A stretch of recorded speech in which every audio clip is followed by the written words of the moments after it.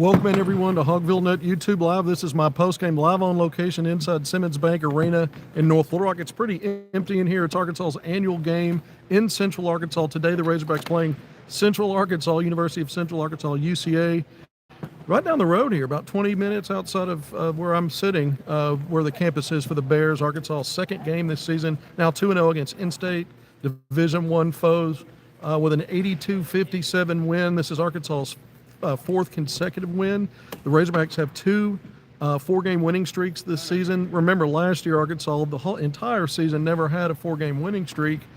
And Arkansas has also won eight of its last 9 games after starting the season 1-1 in week 1 of the college basketball season, early November. Yes, we're moving right along.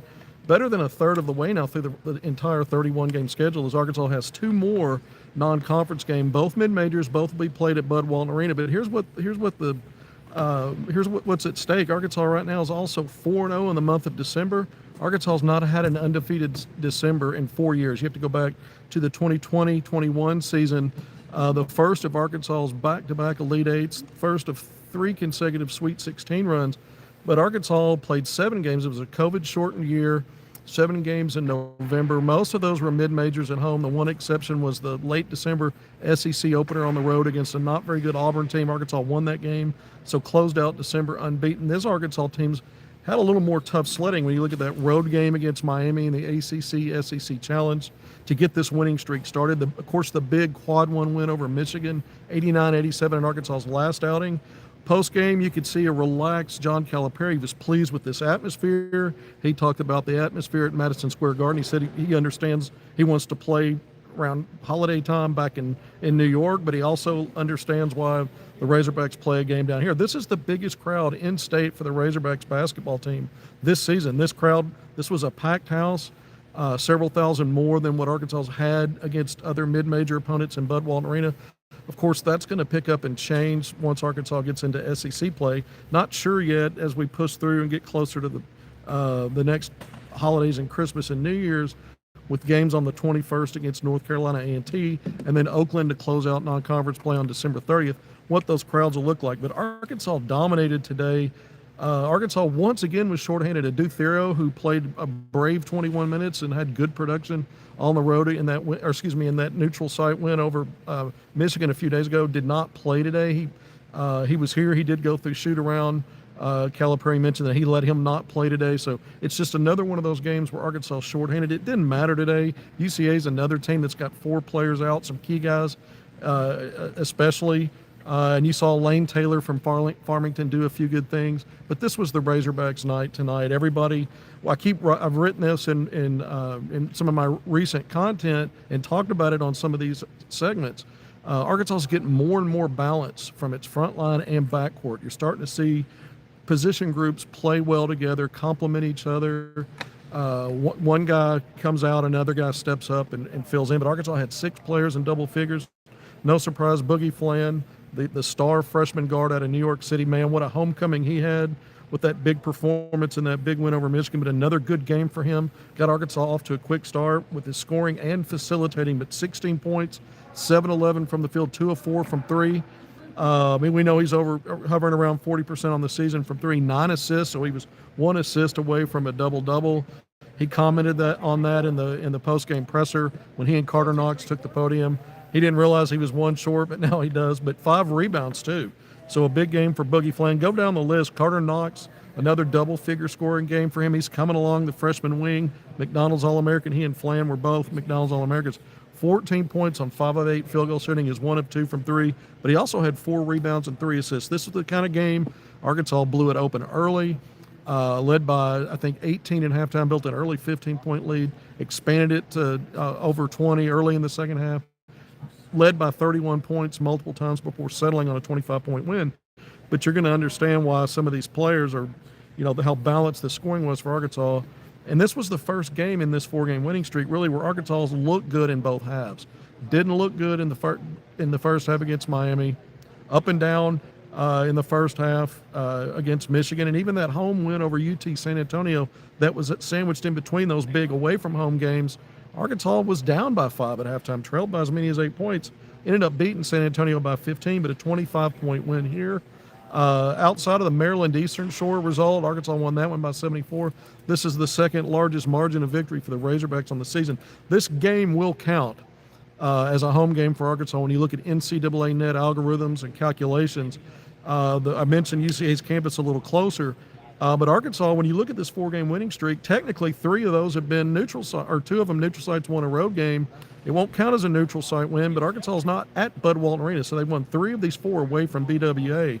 So Arkansas has established now with what NCAA net will recognize. They're 2-2 away from home. One of the wins was a true road win, and the actual neutral site win was a big one because it was quad 1 over 14th ranked Michigan. And we know Arkansas lost to Baylor and Illinois on neutral courts. But the resume looks better and better as Arkansas moves into December. I mention it again.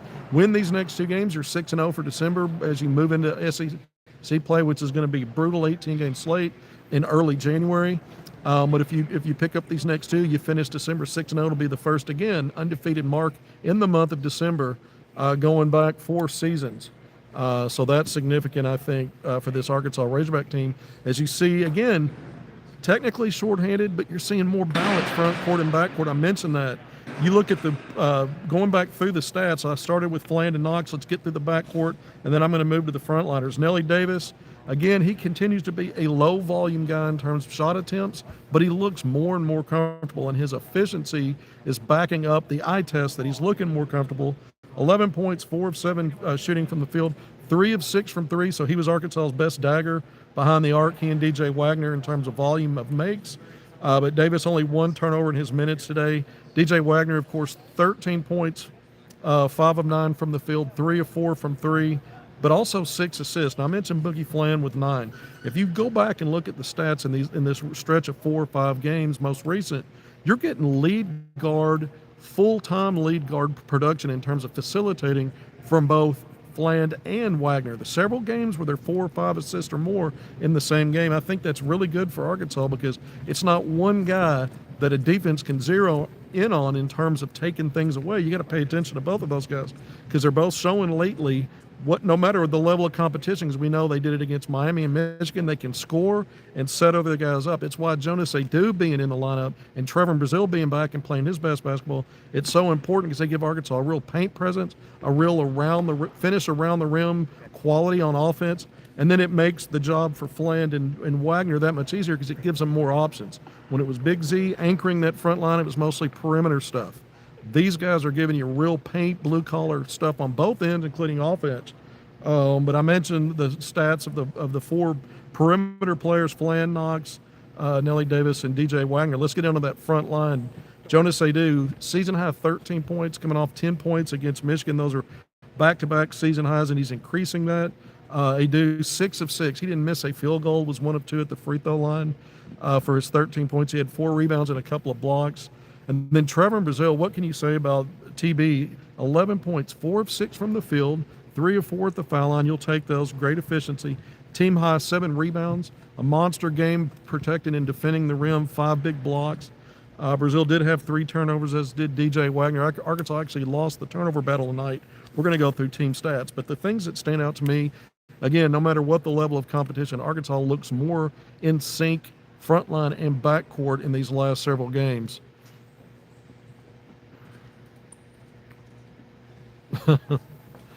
Yeah, so I'm trying to read some of these comments as they come over. So this was one of those games where Arkansas, again, it's been rare to see Arkansas on cruise control in first half and second half, inside and out. There wasn't really a weakness other than, yeah, you lost the turnover battle. Yeah, your opponent shot more free throws.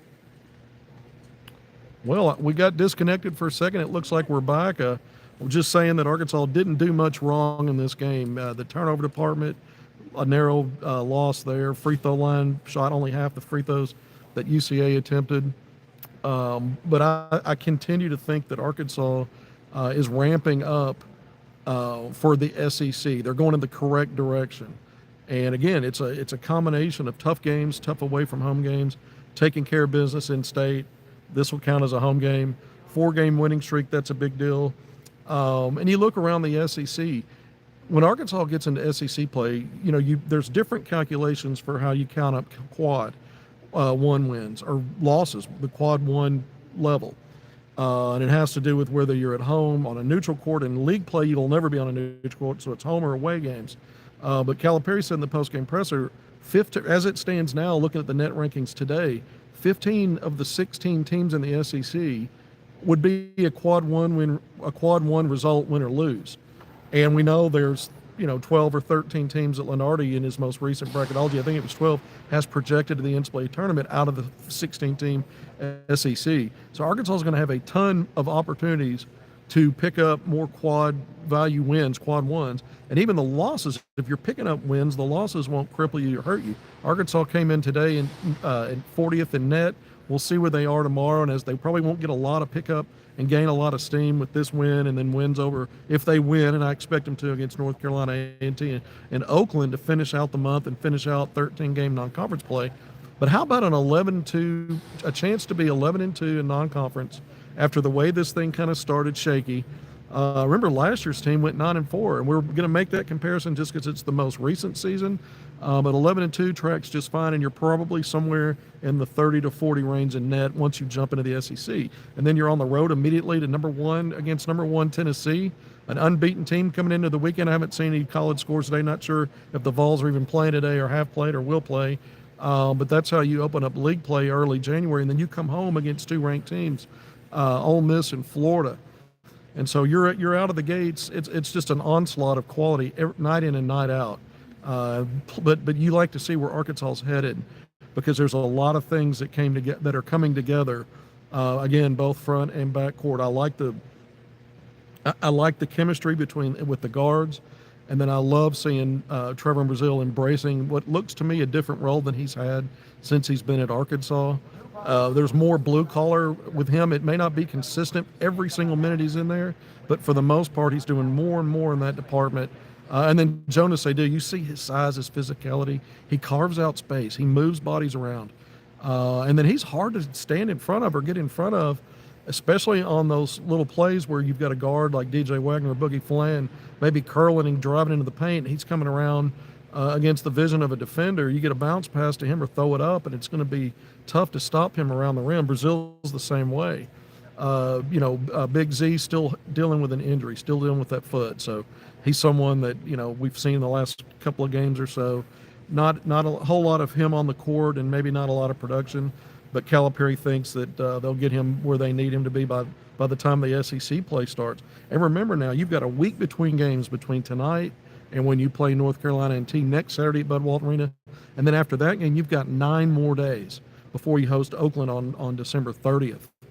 So you got a lot of opportunity in between games to maybe get some guys, get them the treatment they need, get them the rest they need, get all hand. Maybe you hope if you're scrimmaging or practicing and doing live 5-on-5 full contact that you don't have any more guys getting hurt. I mean, that's been a problem for Arkansas going back way into the preseason, and then moving as we move through the season, it kind of continues. Big visitor in here today. Speaking of class of 2026, ESPN ranks him the 15th best player in the country, a 5-star, right here in town, Little Rock Christian Academy. Jashawn J.J. Andrews, the 6'7" wing. He's been on Arkansas's campus in the past for unofficial visits, but since Calipari's been at Arkansas, he had an October visit that he postponed and then later rescheduled. It'll be at the end of the month. It'll be the same December 29th through the 31st. So he'll be able to attend that Arkansas-Oakland game to close out the non-conference. But he was in here tonight. He was here in North Little Rock in Simmons Bank Arena, courtside right behind Arkansas's bench, taking in the game with his family. So it doesn't count as a visit, but you could, momentum is building for Arkansas with J.J. Andrews. We've talked a lot about recruiting lately. I was going to talk about him on my specific recruiting segment on Thursday, and then I thought about it. I knew he'd be here tonight, and I wanted to talk about him in this postgame since it was a little more timely. But again, the Calipari machine just keeps churning when you talk about the players that are interested in playing this program, the big stage to have that big win earlier in the week in New York City, and then again here in Central Arkansas. This place was jam-packed. I didn't see an empty seat by the time the game tipped off. All right, we're 15 minutes in. Let's go through the team stats real quick. Arkansas shot 33% 33 of 55, 60%. They were over 60% the first half, the Hogs were. 9 of 20, you see this team continue to get better shooting from three. 9 of 20 from beyond the arc, 45%. 7 of 9 at the foul line. Arkansas is not a high volume free throw shooting team. They're just not. But 7 of 9 is 77.8%, so you like the efficiency. Arkansas limited UCA to 18 of 54. I mean, the Hogs they just outmanned the Bears. That's what it is. And of course, UCA also shorthanded. 18 of 54, that's 33.3%. 7 of 28 from three, 25%. But the Bears did double up Arkansas at the free throw line. The Hogs were 7 of 9. The Bears were 14 of 18. So you double up makes and attempts. It was 77.8%, identical efficiency to what the Hogs had at the foul line. Arkansas dominated. Points in the paint, 44 to 18. So plus 26 there. Arkansas dominated the fast break, scoring 21-0, which is maybe a little surprising given that the turnover game actually favored UCA. The Bears were plus 3 there, 12 to 9. Hogs plus 2 in points off turnovers, 11 to 9. So the fast break, if you look at it, it wasn't as much about the live turnovers as it was just running off misses and even makes. Arkansas was able to get out and transition. And again, the live ball turnovers, UCA won the steal 6 to 5. But everything else, I mean, I mentioned the points in the paint and fast break disparities. Arkansas was plus 10 in bench scoring, 18 to 8. Rebounds plus 14, 36-22. Offensive rebounds, Arkansas plus 1, 7 to 6. Plus 3 in second chance points, 11 to 8. And then you look at the assists. Arkansas had 23 assists tonight. I mentioned how Boogie Fland and DJ Wagner are both having those full-time lead guard assist numbers in games recently. Fland again with 9, Wagner with 6, and a lot of that setting up those big men rolling Adu and Brazil and finding teammates. But 23 assists, and those guys had 15 of them. And of course, UCA didn't make very many field goals, only 8 assists there. So plus 15 in the helper department. Arkansas dominated the rim protection. I mentioned Brazil's 5 blocks. Arkansas 1 blocks, 9 to 1 in this one. And then let's look across the other side. Elias Cato, a forward, led the Bears with 15 points. Lane Taylor, I mentioned him out of Farmington. I've been covering that young man for several years on the high school level. 13 points. He was 3 of 8 for 3, so good efficiency there. He leads the team in scoring and in steals, 3-point shooting and free throw shooting. He also had Taylor 3 rebounds, 3 assists. Ben Fox, who I covered at Little Rock Christian, right across the river over here, got playing on the wing.